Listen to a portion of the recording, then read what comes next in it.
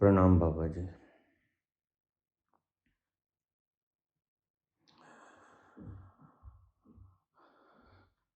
कपिल कृष्ण, देहरादून से।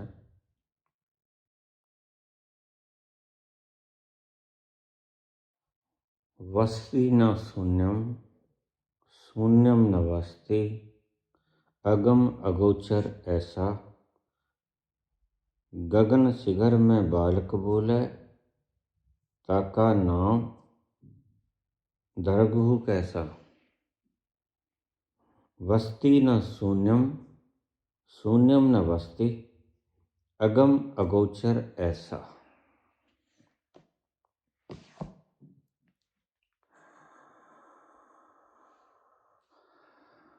गुरु गोरखनाथ।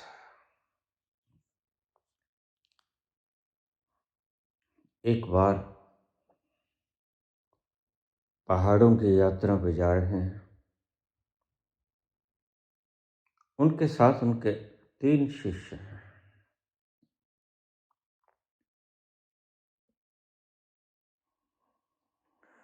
उन 3 शिष्यों ने कहा कि यहाँ कुछ भी नहीं है बर्फ के सिवा।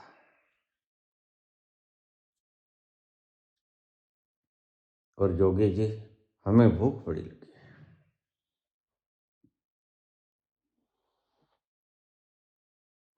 बस्ती बड़ी दूर है। बस्ती न शून्यम, शून्यम न बस्ती, अगम अगोचर ऐसा।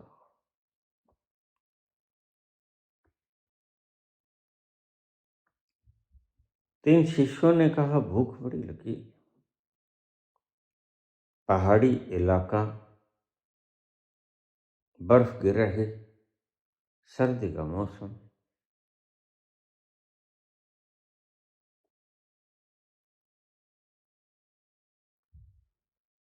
तो गोरख कहने लगे कोई बात नहीं, थोड़ा आगे चलते हैं,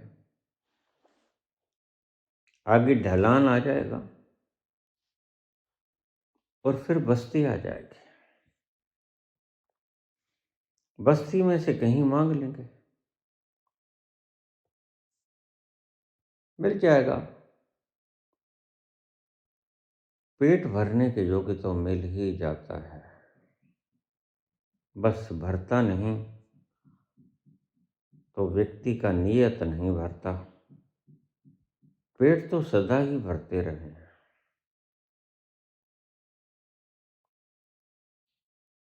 बस्ती न शून्यम, शून्यम न बस्ती, अगम अगोचर ऐसा।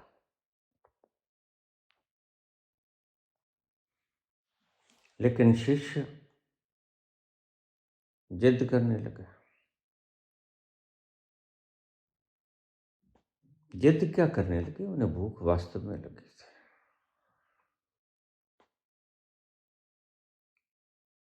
तो गोरख ने जब भीतर झांक के देखा तो भूख वास्तव में लगी थी। भूख घनी थी,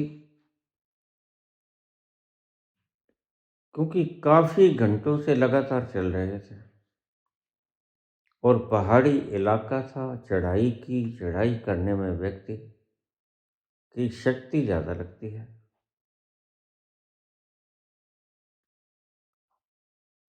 टिश्यूज और नर्व्स संज्ञा शून्य हो जाते हैं।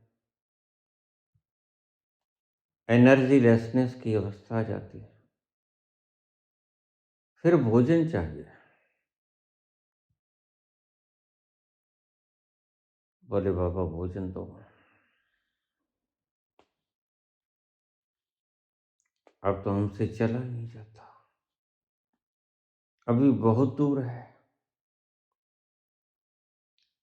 आगे जाएंगे, काफी दूर जाएंगे, ढलान आएगी, फिर बस्ती आएगी,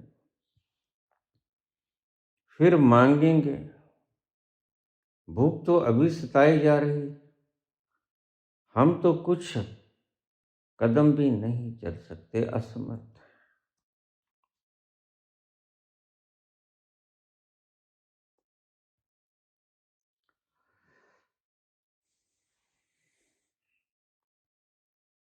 गोरख ने कहा अच्छा बैठ जाओ।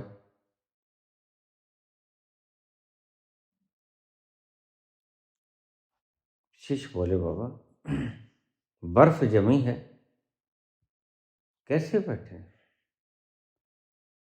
कहते, ठीक, आंखें बंद कर लो। आंखें बंद की तो उनके हाथों में भोजन से भरे हुए थाल आ गए,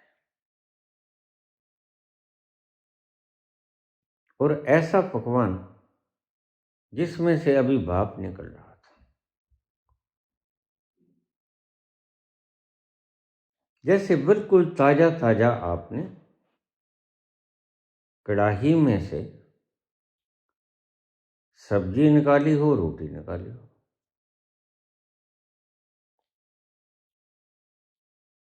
तो गोरख ने कहा, ठीक है पुत्रो, खा लो।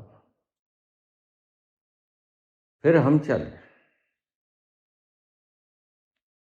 उन्होंने खाना शुरू कर दिया। रोज का धंधा था, रोज का काम था।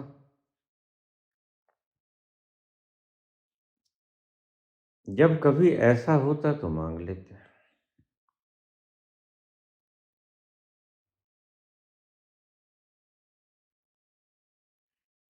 गोरखनाथ ने जो कुछ अपने जीवन में किया, अद्भुत था। गोरखनाथ ने इतनी पद्धतियां निर्मित की कि वो पद्धतियां एक दूसरे के विपरीत थीं। गोरख ने कभी कहा कि वह दिखता है, और गोरख ने कभी कहा कि वो कभी नहीं दिखता। बिल्कुल उलट बातें गोरख ने बोली।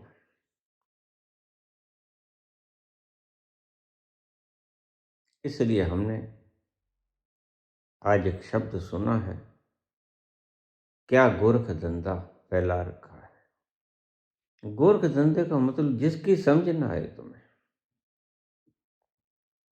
आइए हम सूत्र पे चलें। यही इस सूत्र में समझाया गया है, बस्ती न शून्यम, शून्यम न बस्ती, अगम अगोचर ऐसा।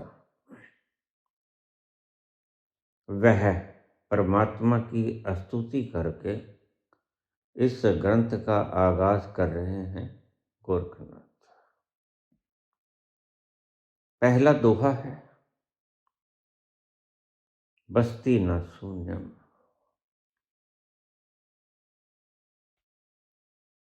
ना तो उसको बस्ती कह सकते हैं, बस्ती यानी जहां लोग बसते हैं, न शून्यम, न उसको उजाड़ कह सकते हैं, शून्य जहां कोई नहीं रहता। बस्ती न शून्यम, शून्यम न बस्ती।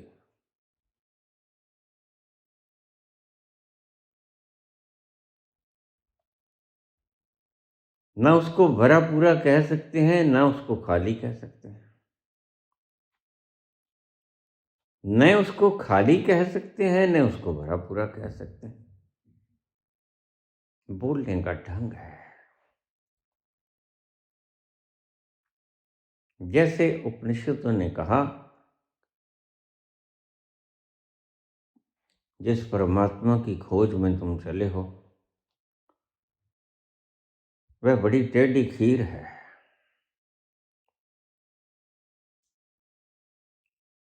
उपनिषद कहते हैं कि पूर्ण है वो, और उस पूर्ण में से पूर्ण को निकाल लिया जाए तो शेष बचता है पूर्ण। अब ये बात तुम्हारी समझ में नहीं आएगी, और तुम्हारी मुसीबत ये है कि तुम हर बात समझना चाहते हो। इसलिए गोरख तुम्हें कहते हैं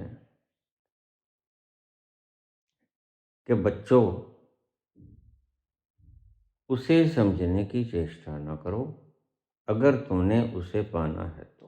प्रथम सूत्र, हमारी बहुत पुरानी आदत, एडिक्शन, संस्कार,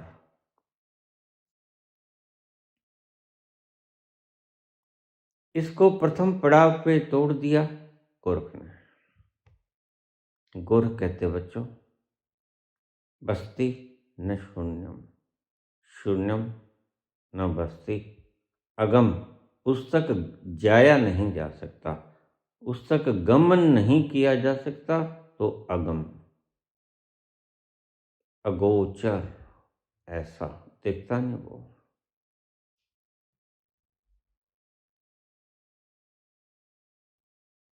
कुछ बातें सीधी सीधी समझाई तो जा ही नहीं सकती, बोली भी नहीं जा सकती। इसलिए आध्यात्म का विषय अति गूढ़, गोपनीय और विरोधी शब्दों से मिलकर बना है। तो जितना सरल, बुद्धिवादी लोग परमात्मा की व्याख्या समझते हैं, उतना ही वह कठिन है। तो प्रथम सूत्र तुम्हें देते हैं गोरख।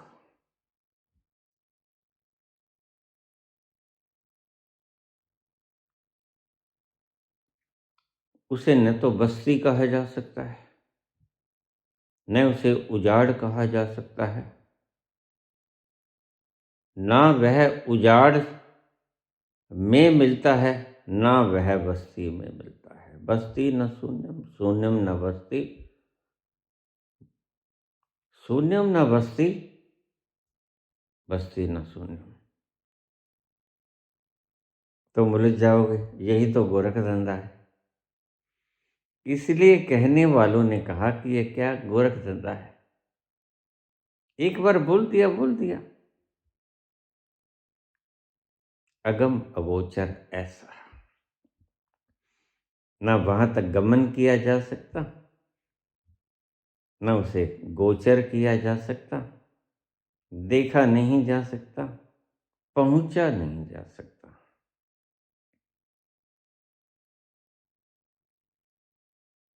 वह ऐसा है, निश्चित ही तुम्हारी भाषा, तुम्हारे शब्द परमात्मा के विषय में मौन है। तुम्हारे शब्द बोलने के लिए हैं, कॉन्वर्सेशन के लिए हैं, संसार में चीज़ों को व्याख्यायित करने के लिए हैं, और तुम उसे परमात्मा को व्याख्यायित करने में निकल जाते हो। पहली भूल अगर कोई व्यक्ति करता है,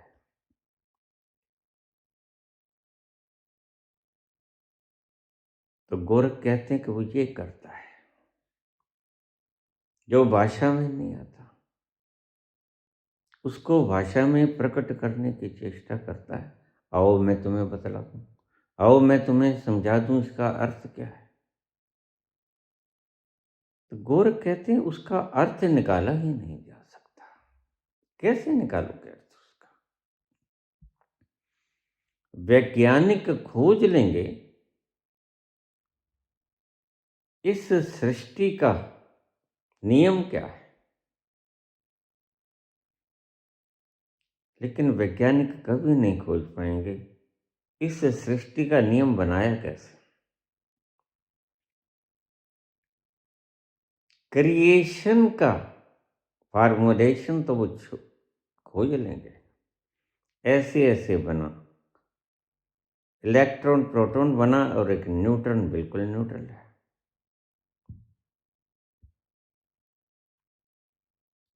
ये एटम है और एटम मॉलिक्यूल से बना है, और मॉलिक्यूल मैटर में होते हैं। इतना खोज लेगा, लेकिन खोज लेगा, बना नहीं सकेगा एक जर्रा कभी भी। यही तुम्हारी असमर्थता है। प्रथम वाक्य में कह देते हैं गोरख। बहुत गहरे से अगर गोरख को समझा जाए तो गोरख कहते हैं जानने की कोशिश मत करो, वह ज्ञेय नहीं है, अज्ञात भी नहीं है, वह अज्ञेय है, जाना भी नहीं जा सकता और जाना भी नहीं गया कभी। बड़े गहरे शब्द हैं गोरख के, इसलिए गोरख को मैंने सबसे बाद में छेड़ा, क्योंकि गोरख वो अनबूझ पहेली है जिसको कितना ही बुझाने की चेष्टा कर लो फिर भी वो अनबुझा रह जाएगा, वो उसको बूझ नहीं पाऊंगा मैं। वहां जाकर खोपड़ी तिड़ तिड़ भी करती है और खोपड़ी हार भी जाती है, और खोपड़ी हार जाती है तो खोपड़ी समर्पण कर देती है। बस्ती न शून्यम शून्यम न बस्ती, अगम अगोचर ऐसा परमात्मा को तुम ये कह सकते हो ना, तो ये कह सकते हो कि वह है, और ना तुम ये कह सकते हो कि वह नहीं है। उलझ जाओगे। पहले शब्द से ही गोरख ने उलझा लिया बुद्धि को, और तुम बुद्धि से ही हल करने चले हो, इसलिए जल्दी जल्दी कोई गोरख को छेड़ता नहीं। मैंने भी गोरख को लिया तो बिल्कुल अंतिम में लिया। कृष्ण समझा लिए, कबीर समझा लिए, नानक समझा लिए, उपनिषद वेद सब समझा लिए, लेकिन गोरख आखिर में लेके आया। गोरख समझ से परे।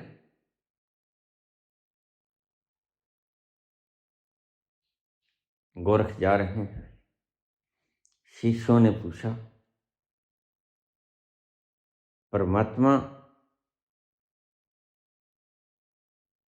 एक पिंड था, वह विराट कैसे हो गया? तो गोरख बोले, परमात्मा ने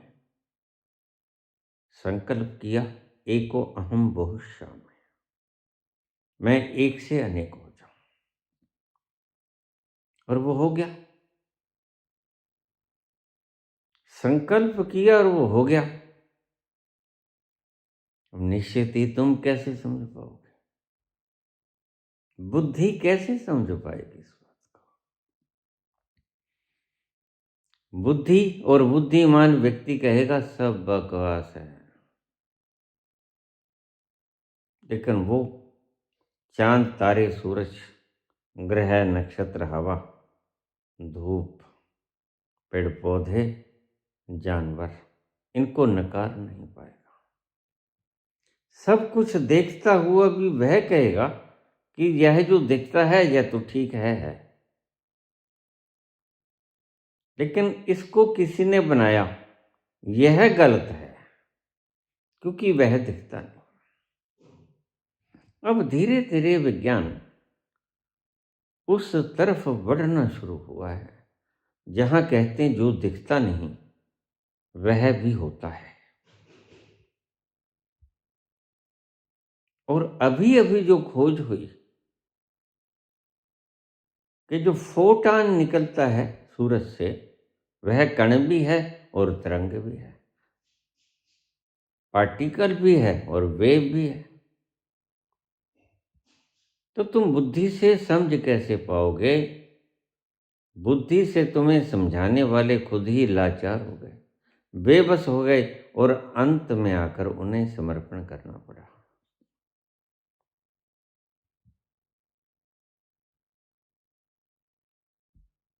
गोरख कहते हैं, उसने संकल्प किया, एक से अनेक हो गया। शिष्य भी बड़े अजूबे रहे होंगे। शिष्य कहते, अच्छा तुम बताओ, एक से अनेक हो के दिखाओ, तुम एक हो? गोरख कहते, नहीं, मैं एक भी हूं और मैं अनेक भी हूं। तो शिष्य कहते, ठीक, फिर एक का रूप तो हमने देखा, अनेक का रूप दिखाओ। शिष्य अर्जुन जैसे रहे होंगे। अर्जुन कहता मैंने आपका अपना आपा तो देख लिया, स्वयं मैं इंद्रियों से परे हूँ, मनसा वाचा कर्मणा इनसे परे हूँ, कोई कर्म मुझे बांधता नहीं, कोई इंद्रिय मुझे बांधती नहीं, कोई वचन मुझे बांधता नहीं, मैं सबसे परे हूँ।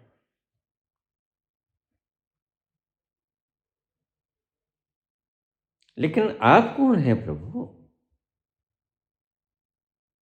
कृष्ण कहते हैं आप फिर मेरा विराट स्वरूप देख। कृष्ण अर्जुन को उसका स्वयं दिखा के अपना विराट दिखाते हैं। चल अब तू अनंत को छू ले।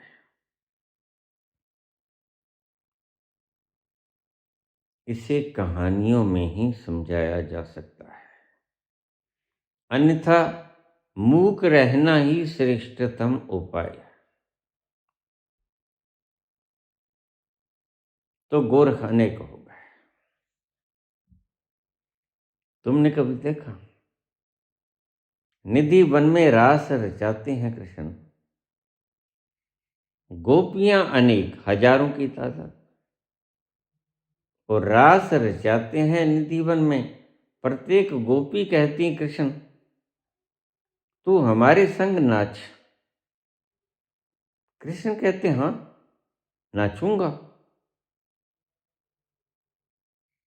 गोपी कहती फिर मेरे साथ नाच। दूसरी कहती नहीं नहीं मेरे साथ साथ नाच। कृष्ण कहते तुम फिक्र मत करो, तुम आंखें बंद करो, मैं सबके साथ नाचूंगा। गोपियों ने आंखें बंद कर ली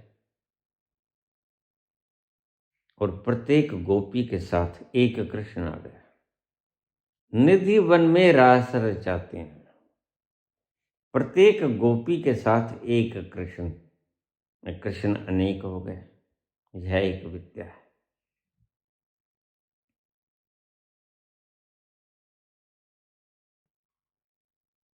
शिष्यों ने आंखें खोली तो देखा जिधर देखते हैं उधर गोरख ही गोरख।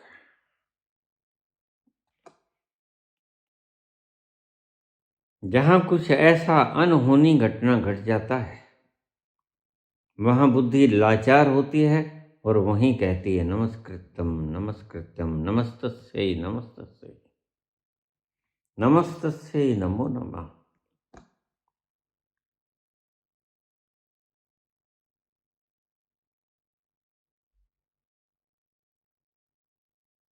गोरख कहते हैं देख मेरा विराट रूप देखो।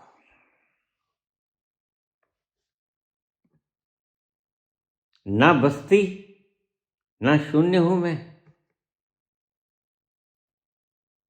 ना मुझे ये कह सकते हो कि मैं हूं और ना ही मुझे ये कह सकते हो कि मैं नहीं हूं।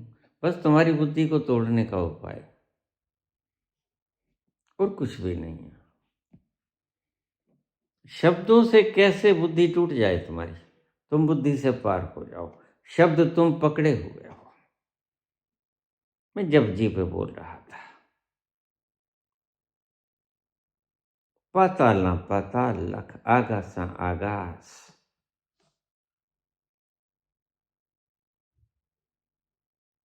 तो किसी जपजी के रोज पाठ करने वाली कहने लगी, उसका कमेंट आया नहीं बाबा आकाशा नहीं आगासा। मैंने कहा देवी तू तो चल यहां से,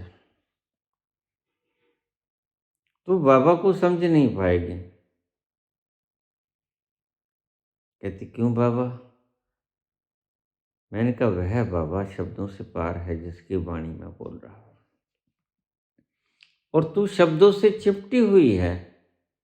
इसलिए तू तो चल, आगे बड़े बड़े मुकाम ऐसे आएंगे जहां तुझे बुद्धि समर्पित करनी होगी। और संत का उद्देश्य भी यही होता है, कैसे तुम्हारी बुद्धि को तुमसे अलग कर दिया जाए। बुद्धि ही बाधा है, बुद्धि ही जड़ है तुम्हारे अज्ञान का। कृष्ण कहते हैं कि देखो, प्रत्येक गोपी के साथ कृष्ण रास रचाते हैं।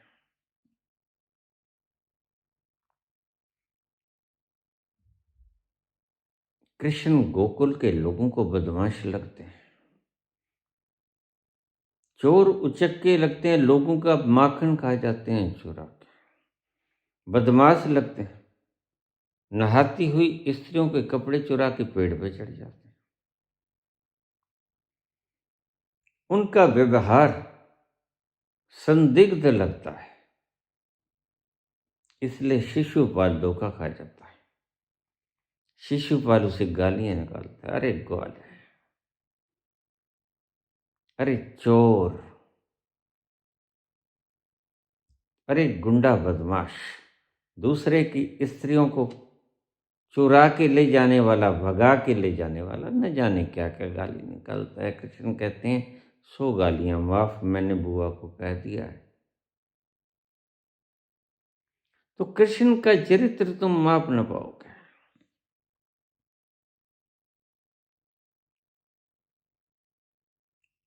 परमात्मा की व्याख्या करते हैं, पहले शब्द में परमात्मा की ही व्याख्या होनी चाहिए। किसी भी संत ने जब अपना ग्रंथ शुरू किया तो सबसे पहले एको सुमरिय नानका जो जल थल रहा समाय। एक ओंकार बाबा नानक ने कहा। ओम वेद कहते हैं, उपनिषद कहते हैं ओम। ओंकार वो धुनी है, नाम नहीं। ओंकार का नाम मत लिया करो। ओंकार का नाम जपना मूढ़ता है। ओंकार वो ध्वनि है जिसके पास हमने पहुंचना है, और जिस ध्वनि के पास पहुंचकर हमारी मंजिल मिल जाती है, हमें रास्ता समाप्त हो जाता है। उस ओंकार की बात करते हैं उपनिषद और वेद। तुम जिस ओंकार की बात करते हो, उस ओंकार का जप करते हो, वह जप में आता नहीं। बड़ा विराट है।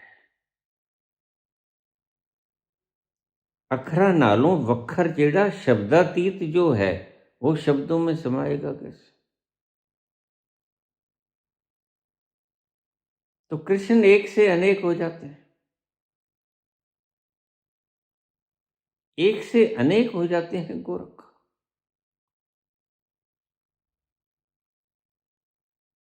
और चक्कर खा जाता है उनके शिष्यों का दिमाग। इसलिए गोरख ने इतने चमत्कार दिखाए और इतनी वाणी बोली और बिल्कुल विरोधी बातें कही। उन विरोधी बातों को सुनकर लोगों ने कहा, ये क्या गोरख धंधा है।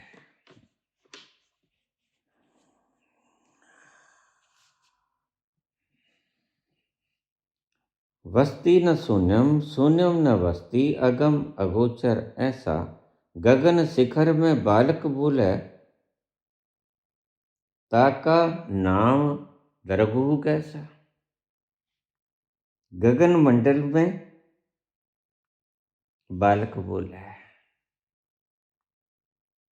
गगन शिखर, गगन मंडल शिखर ब्रह्मरंध्र, इसमें बालक बोल रहा है। यह जो ओंकार की ध्वनि अनहद नाद तुम्हें सुनाई पड़ता है ना, मैंने कल ही बात की थी। और प्रथम वाक्य में ही उन्होंने अनहद नाद का जिक्र कर दिया। गगन शिखर में बालक बोला है। ये बालक क्या है? जिसकी आवाज का कोई अर्थ नहीं होता, लेकिन मीठा बहुत होता है। बच्चा बोलता कितना अच्छा लगता है। गगन शिखर में बालक बोला है।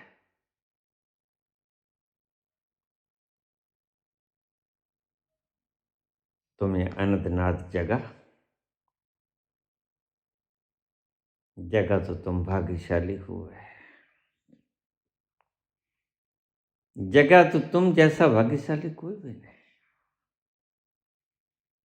बस तुम दुनिया के सर्वश्रेष्ठ प्राणियों में शुमार हो गए। जिसके भीतर गगन मंडल से वो आवाज आनी शुरू हुई, वह धन्य हो गया। गगन शिखर में बालक बोला है। यह बालक की आवाज परमात्मा की आवाज है। इसलिए ईसा ने कहा, only they will enter in my God's kingdom who will be innocent just like a child. बच्चे के समान जो निर्दोष मन वाले होंगे, चित्त होगा निर्मल जिनका, वही मेरे प्रभु के राज्य में प्रवेश कर पाएंगे। गगन शिखर में बालक बोले, नाम धरगहु कैसा, उसका नाम कैसे रखोगे, क्या रखोगे उसका नाम? दुनी का कोई नाम होता है।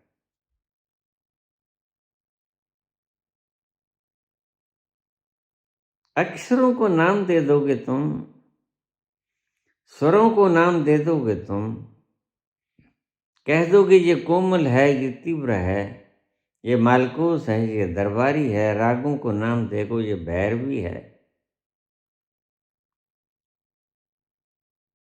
लेकिन धुनी को नाम कैसे दे पाओगे? धुन को, जो स्वर निकला।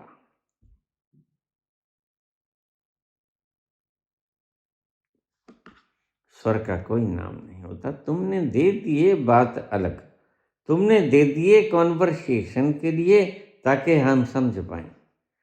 यह मालकोस है, यह दरबारी है। महल उदास और गलियां सुन, चुप चुप हैं दीवारें,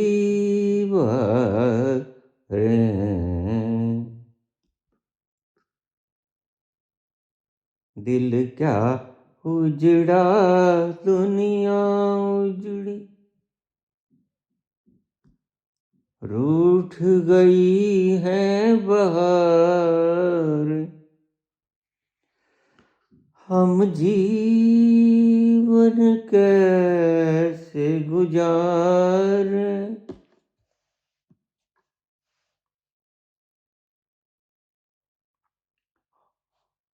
हो मंदिर गिरता फिर बन जाता,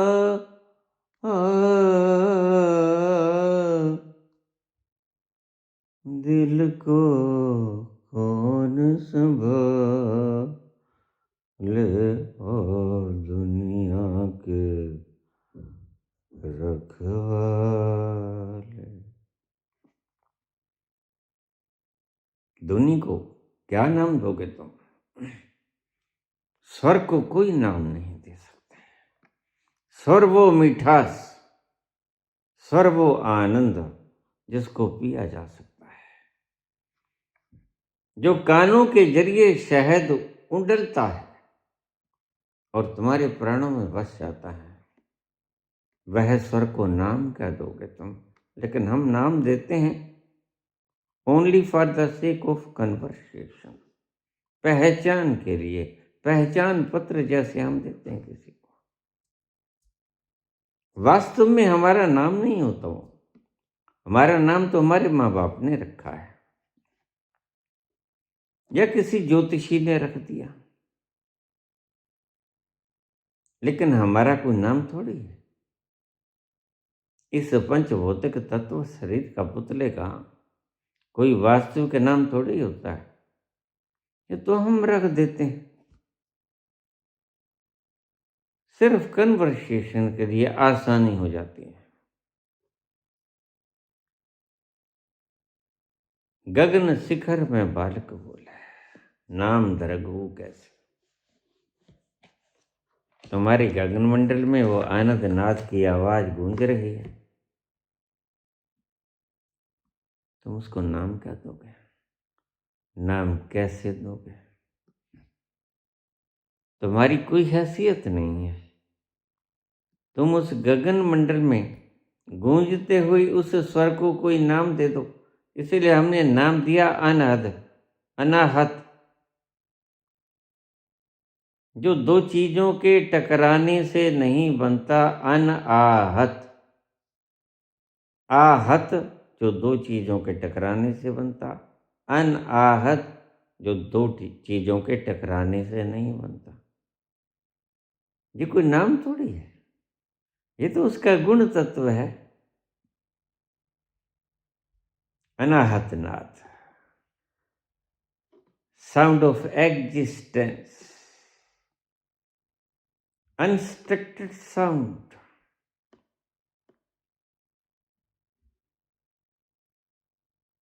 गगन मंडल, गगन शिखर, एक ही बात है। सचखंड। मैं बालक बोले, बड़ा प्यारा शब्द प्रयोग किया। गोरख पहले ही शब्द में लुभा जाते हैं। बोलने का ढंग इतना प्यारा और अलंकार इतने शानदार। गगन शिखर में बालक बोले, नाम धरगहु कैसे, उसका नाम रखोगे कैसे। उसकी आवाज कितनी प्रिय है, कितनी निर्दोष है, कितनी इनोसेंट मासूम है, उसका नाम रखोगे कैसे। उसका कोई नाम नहीं होता। ऐसा है वो। सबसे पहले महिमा करते हैं गुरु गोरखनाथ, उसकी जो न सत्य है न असत्य है। ये नया बात कह दिया उन्होंने।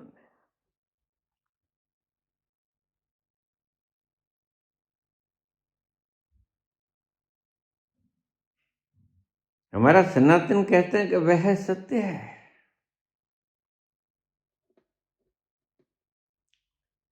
लेकिन गोरख कहते हैं वह सत्य भी नहीं है, क्योंकि जिसका विपरीत होता है वह वो नहीं है।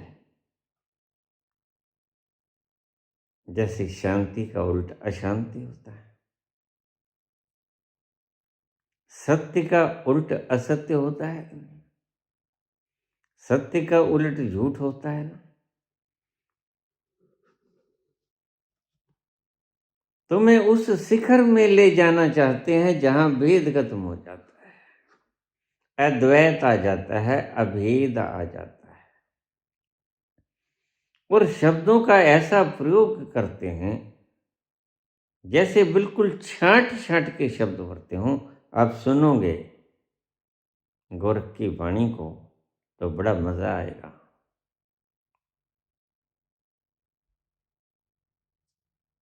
जीने का असली ढंग सीधा सीधा सिखाते हैं गोरख।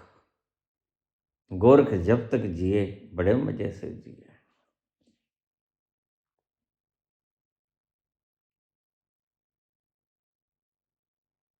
एक से अनेक हो जा, परमात्मा ने संकल्प किया और हो गया। एक से अनेक हो जा, कृष्ण ने संकल्प किया और हो गया।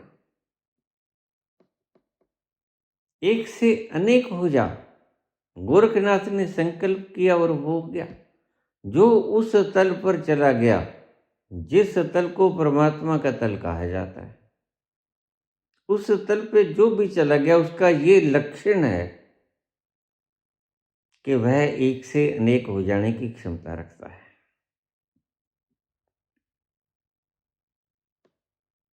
मैंने कहानी आपको सुनाई होगी।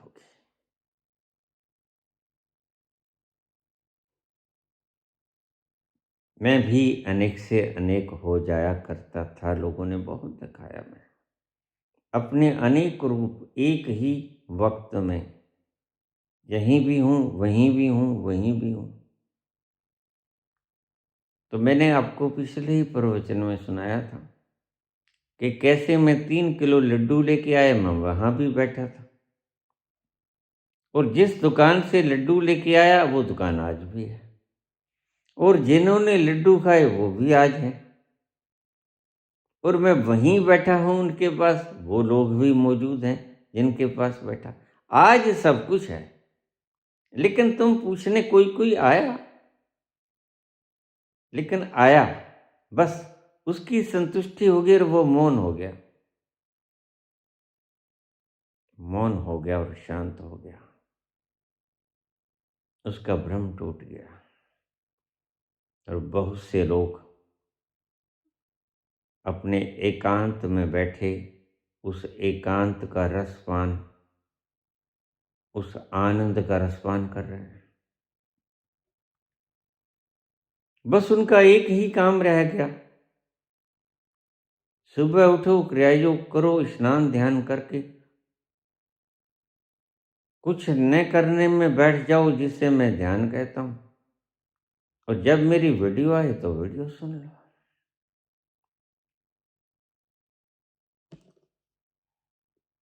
और 2-2, 3-3 वर्षों से बैठे हैं। कुछ व्यक्ति ऐसे होते हैं जो एक बात में ही समझे जाते हैं।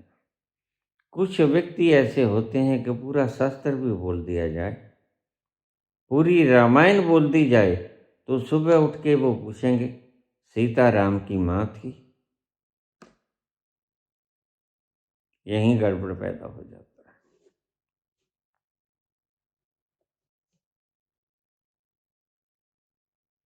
एक से अनेक हो जाना, मैंने अमीबा की उदाहरण आपको दी था, उसमें भी बिल्कुल वही शक्ति है, इसलिए उसको इमॉर्टल कहते हैं। अमीबा इज इमॉर्टल, वो कभी मरता नहीं, और परमात्मा भी कभी मरता नहीं। नैनम छिदंती शस्त्राणि, नैनम दहति पावकः, न चैनम क्लेदन्त्यापो न शुष्यति मारुताः। अमीबा भी कभी नहीं मरता। देखिए एक उदाहरण आपके सामने, परमात्मा ने अपनी उदाहरणें संसार में रख छोड़ी हैं ताकि उनको इंगित किया जा सके, मुझको बताने के लिए। अमीबा मरता नहीं, अपने आप के ही स्वभाव से, बिना और नर मादा के मिलन से अमीबा खुद से ही दो हो जाता है। यही परमात्मा का स्वरूप है। परमात्मा ने कहा मैं एक से अनेक हो जाऊं, अमीबा भी कहता मैं एक से अनेक हो जाऊं, और हो जाता है। और कुछ ही घंटों में 2 से 4, और कुछ ही घंटों में 4 से 8, और कुछ ही घंटों में 8 से 16। तो बड़ी हैरानी होगी कैसे बिना नर और मादा के। यहाँ तो तुम्हारा बच्चा 9 महीने में पलता है, ये यहाँ अमीबा कुछ घंटों में ही एक से अनेक हो जाता है, और परमात्मा एक क्षण में ही एक से अनेक हो जाता है। संत व्यक्ति एक क्षण में ही एक से अनेक हो जाता है, लेकिन संत संत बुरा नहीं करेगा आपका।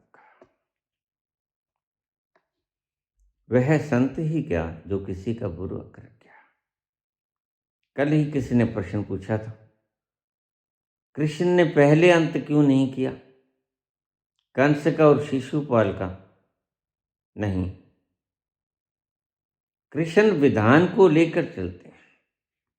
कृष्ण अपनी सृष्टि के नियमों में ही बंधे हुए हो जाते हैं, न होते हुए भी। इस शब्द को फिर सुन लो, कृष्ण बंधे हुए नहीं है, उन्हें कोई रस्सी बांध नहीं सकती, कोई बंधन बांध नहीं सकता, लेकिन फिर भी वो अपने ही बनाए हुए नियमों के अंतर्गत स्वयं से बंध जाते हैं। नियमों का प्रयोग करते हैं। कंस को इस योग्य हो जाने दो, इतने पाप कर लेने दो, फिर मैं नियमों के अंतर्गत इसका वध कर दूंगा। शिशुपाल को इतना पाप कर लेने दो, भगवान को गाली निकालने का कितना अर्थ होता है। इसलिए जो व्यक्ति ब्रह्मलीन हो गया उसको गाली मत निकालना, उसके साथ गलत व्यवहार मत करना। जो एक से अनेक होने की क्षमता रखता है। ईसा को सूली चढ़ा दिया गया, परिणाम देख रहे हो। आज सबसे बड़ी जमात ईसाई है। ईसाई से बड़ी जमात सनातन नहीं। तुम्हारे हिंदू तो बहुत छोटे हैं। कितनी तशद्दुद दी गई।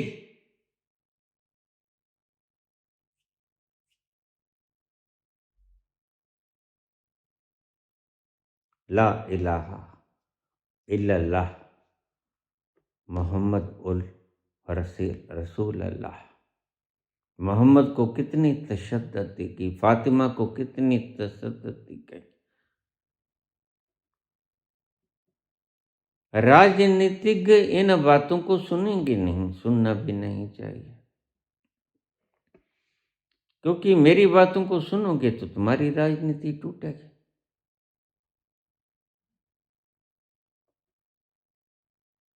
तुम्हारी राजनीति टूटेगी तो तुम्हारा भ्रम टूटेगा। फिर तुम्हारे सही लक्ष्य का तुम्हें पता चलेगा। फिर तुम इस खोपड़ी की गंदगी से बाहर आओगे। जिसको राज करके भी राज का सुख न मिला, वह क्या खाक राज किया। परिणाम भी तो आना चाहिए। लड्डू खाया, मुंह भी मीठा ना हुआ, फिर क्या खाक लड्डू खाया। तुम कहते हो हम राज करेंगे, लेकिन एक भी व्यक्ति मुझे बता सकता है धरती का, आज तक जितने शहंशाह आलम हुए, जितने चक्रवर्ती सम्राट हुए, कितनों ने राज किया इस धरती पर, कितनों ने कहा ये मेरा स्थान है, यह मेरा क्षेत्र है। क्षेत्र किसका हुआ? क्या ये तुम्हारा भ्रम नहीं था कि सभी ने कहा ये क्षेत्र तो मेरा है? अशोक जैसे लोग आए, चंद्रगुप्त, विक्रमादित्य जैसे लोग आए, उन्होंने कहा यह क्षेत्र मेरा है, लेकिन कहाँ गए वो? आज कहाँ है वो? सिकंदर ने कहा मेरा है, कहाँ है वो? ऐसे ही तुम कहते हो ये मेरा है, क्या तुम्हारा है? क्या जिन्होंने कहा था कह दो उन हकीमों से ये बोल कर,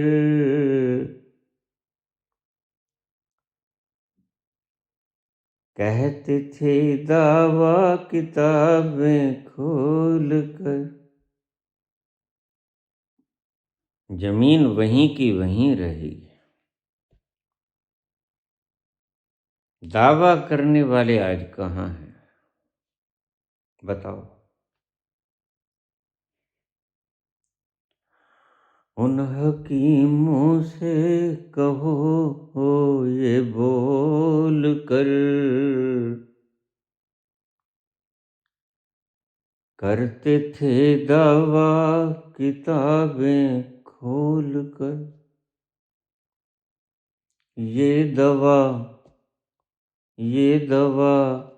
हरगिज न खाली जाएगी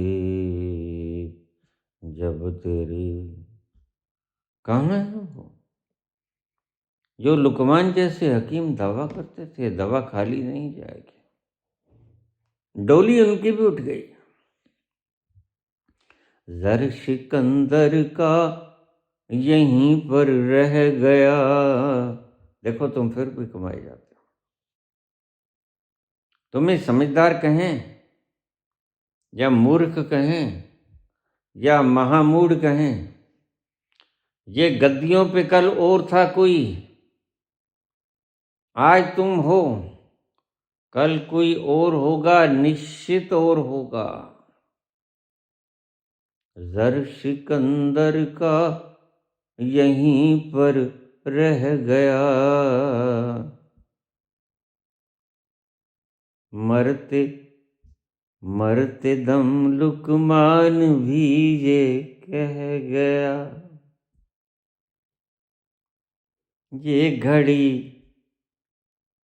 घड़ी हरगिज न टाली जाएगी,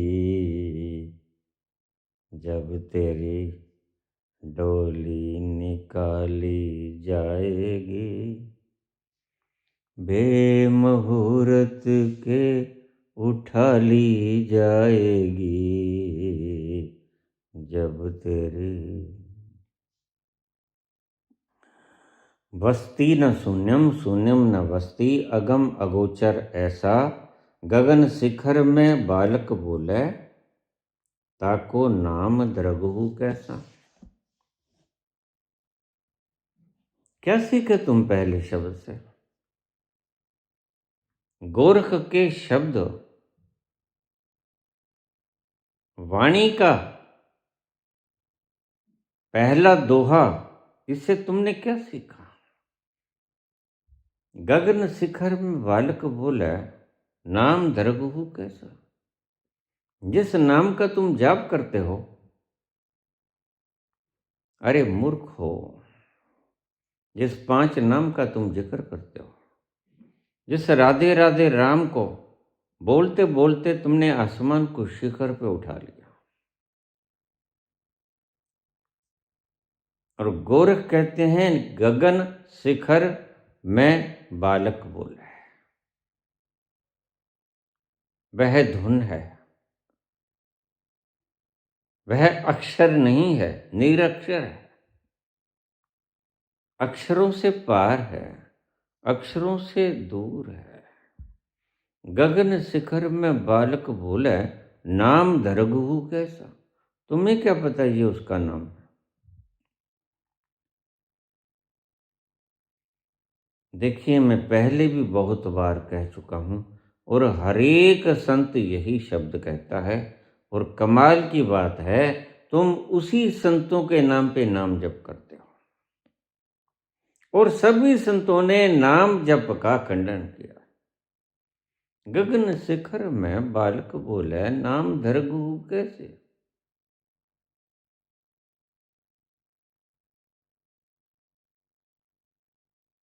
गोरख कहते हैं उसका नाम तो बताओ क्या है, कैसे रखा तुमने नाम उसका, क्या है फार्मूलेशन तुम्हारा नाम रखने का, व्हाट्स द फार्मूला, तुमने उसका ये नाम रखा कैसे। बहुत से लोग कहते हैं स्मरण करो, तुम्हें पता है तुम सदा ही स्मरण उस चीज का कर पाते हो जो तुमने कभी देखी हो। जरा एकांत में बैठ के, एकांत के आलम में खोए हुए अपने बंद कमरे में बैठ जाना, रात को सोए अपने बिस्तर पे 10 मिनट के लिए खाली हो जाना, और इस बात पर मनन करना कि तुम्हें क्या पता कि उसका ये नाम है जो तुम जप रहे हो, किसने कहा। और तुम जिसको स्मरण कर रहे हो, तुम्हें क्या पता कि वह वैसा ही है जैसा तुम स्मरण कर रहे हो।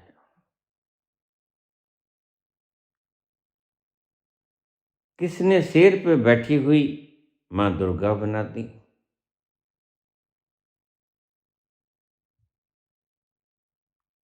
किसने कमल के फूल पे बैठी हुई लक्ष्मी बना दी। सारे संसार में कहीं भी भारत के सिवा लक्ष्मी की पूजा नहीं होती, सभी जगह लक्ष्मी को भोगा जाता है।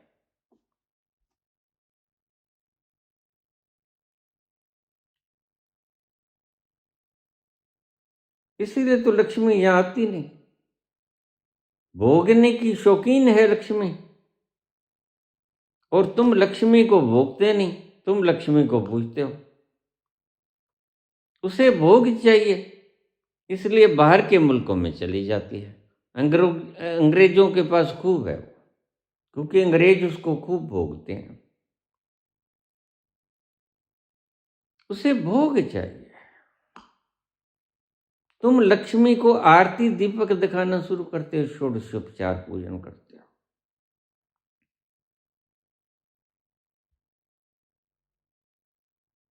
और जिस मुल्क में लक्ष्मी की पूजा होती है वो कंगाल है। तुम्हें पता है, जानते हो तुम, जब भारत सोने की चिड़िया थी उस वक्त लक्ष्मी की पूजा नहीं होती थी। जब से तुमने लक्ष्मी की पूजा करनी शुरू कर दी और लक्ष्मी को भोगना बंद कर दिया, लक्ष्मी छलांग लगा के विदेशों में चली गई। लक्ष्मी को कोई पासपोर्ट वीजा थोड़ी चाहिए। हमारे तो ऐसे ऐसे धूर्त हैं, हम तो नाम रख लेते हैं। गगन मंडल में, गगन शिखर में बालक बोला, नाम धरगहु कैसा। तुमने कैसे पता किया कि उसका नाम वह गुरु राम, रहीम, अल्लाह, गॉड, राधा है? किसने बताया तुम्हें? जिसको तुम याद करते हो, तुम्हें पता है याद हमेशा वो आता है जो तुमने कभी देखा हो। तुमने कभी चाबी देखी ही ना हो, कुंजी,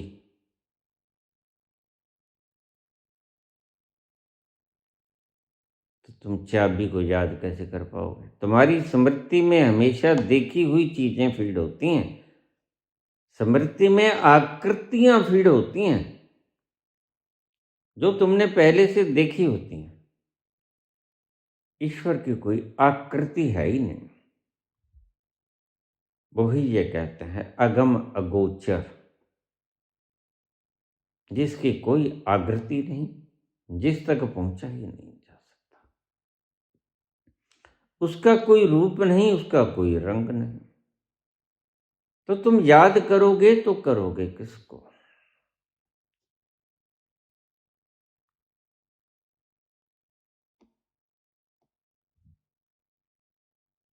मेरे पास एक भगत आए, मैं मुश्किल वक्त लेके आए थे। मैं वक्त थोड़ा कम देता हूं लोगों को। 4 बजे तक तो रात की पी हुई भी नहीं उतरती, इतनी पी लेता हूं सारी रात।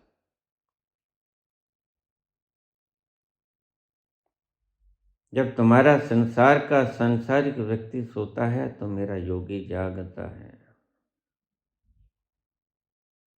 रात भर जागकर तुम करवटें बदलते हो और रात भर जागकर हम उस मय के प्याले पीते हैं। और नाम खुमारी नानका चढ़ी रहे दिन रात। उसका होना, उसकी मौजूदगी, उसकी एग्जिस्टेंस, दैट इज कॉल्ड नाम। उसकी खुमार 24 घंटे चढ़ी रहती है। मुश्किल कहीं जाके हल्की होती है 4 बजे, तो हम 4 बजे के बाद मिलते हैं। तुम देखो ना, बरसों बीत गए।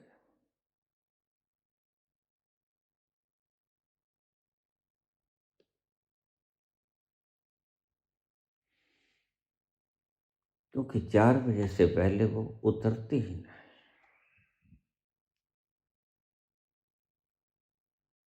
छूटती नहीं है काफिर मुंह को लगी हुई। तुम जानोगे जब तुम्हें वो काफिर मुंह के लग गई एक दिन, तो तुम भी यही शब्द कहोगे, छूटती नहीं है काफिर मुंह को लगी हुई। फिर तुम छोड़ नहीं पाओगे। जो जाता है जाने दो, जो आता है आने दो। हम तो अपनी मस्ती में आग लगे बस्ती में।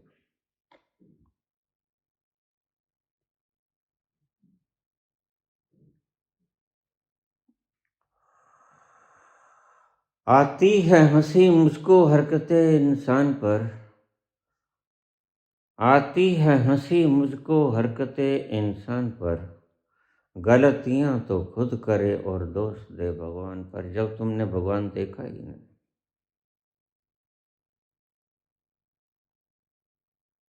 और तुम दोष दूसरों को दोगे। हनुमान जी इसको बता के जाते हैं, ये क्या पूछने आया है। बस इतनी सी बात बताने के लिए हनुमान जी पहरा लगाते हैं। सिद्ध कर लिया इसका मतलब गुलाम बना लिया है। ऐसे लोगों को हम पूछते हैं, लाखों की संख्या में हम इकट्ठे होते हैं, लाखों की संख्या में पागलों की जमात है सारी।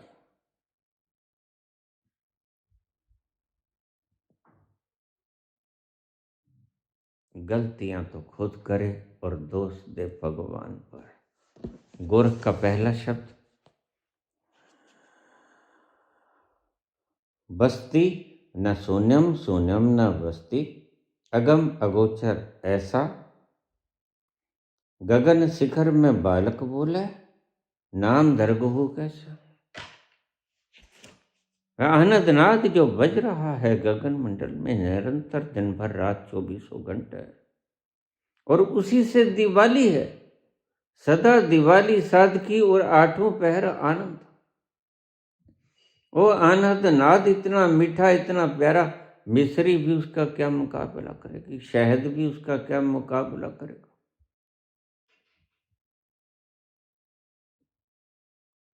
गगन शिखर में बालक बोले, उसकी आवाज बच्चे जैसी मीठी प्यारी, अर्थ कोई नहीं।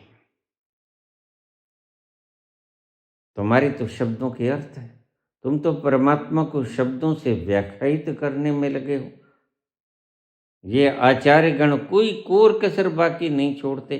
गीता को, अष्टावक्र गीता को, उपनिषदों को व्याख्यायित करने में कोई कोर कसर बाकी नहीं छोड़ते।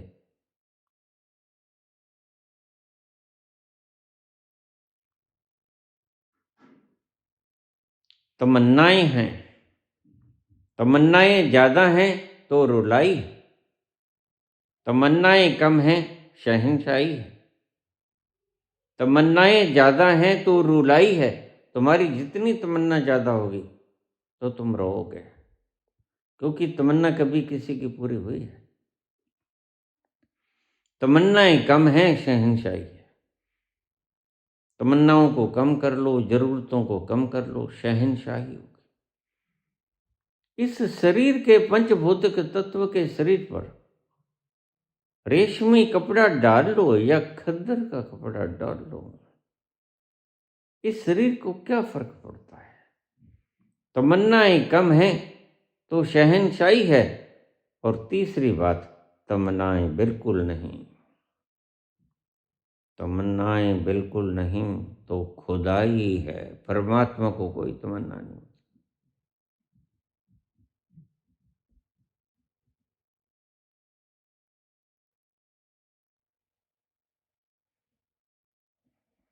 उसको कुछ नहीं करना होता। न जानामि योगम जपम नैव पूजाम, न तो हम सदा सर्वदा शंभु तुभ्यम। न योग करता है, न तप करता है, न जप करता है, न पाठ करता, न पूजा करता, न प्रार्थना करता, न अरदास करता। न जानामि योगम जपम नैव पूजाम, न तो हम सदा सर्वदा शंभु तुभ्यम।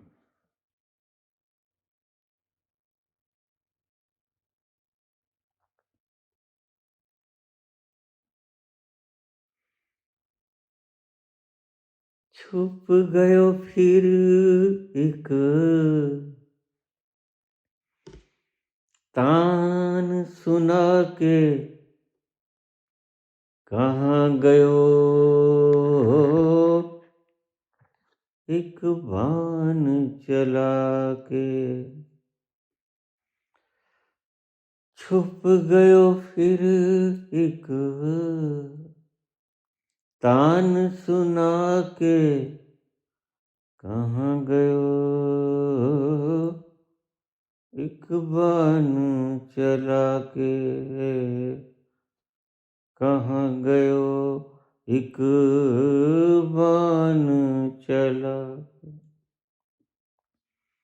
गोकुल ढूंढा मैंने, मथुरा ढूंढी। गोकुल ढूंढा मैंने, मथुरा ढूंढ। कोई नगरिया न छोड़ी रे, कोई नगरिया न छोड़ी रे। सुध बिसरा गयो मोरी, वो काला काला एक बांसुरी वाला, वो काला एक बांसुरी वाला। सुध बिसरा गयो मोरी रे, सुध बिसरा गयो मोरी, वो काला एक बांसुरी वाला।